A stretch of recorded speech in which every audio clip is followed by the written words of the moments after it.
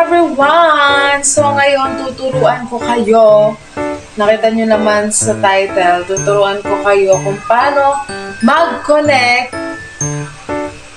ng Bluetooth speaker sa Smart TV. So ito, ipapakita ko na now na wala nang patumpik-tumpik pa.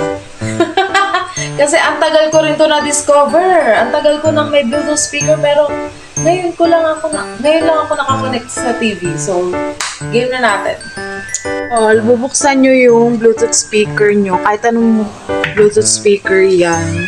JBL man or kung ano, saan mo nabili. Buksan mo muna siya. Ayan. Pag tumunog na ng ganyan, nag-light na, open naman natin ang ating TV. Ayan. Wait lang. I-open natin yung TV.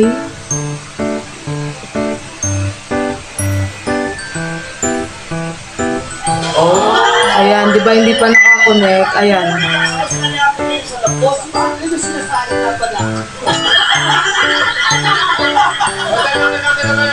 Punta kayo sa settings. Settings sa ano nyo, sa ito settings na yan. Pindutin nyo yung settings sa remote nyo. And then punta kayo sa sound. Ay. Ito, sound out pala. Sound out.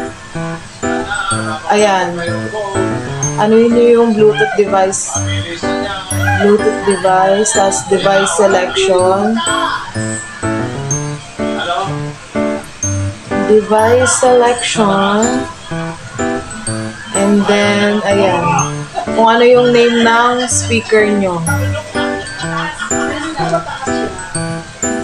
Ang name ng speaker namin is yung SY speaker. So, yan ang ano yun natin pipindutin.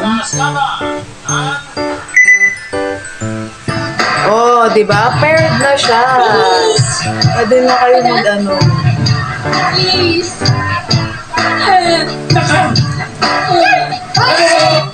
Pwede na kayo mag-video okay. Ang, diba, sa pag-Bluetooth speaker,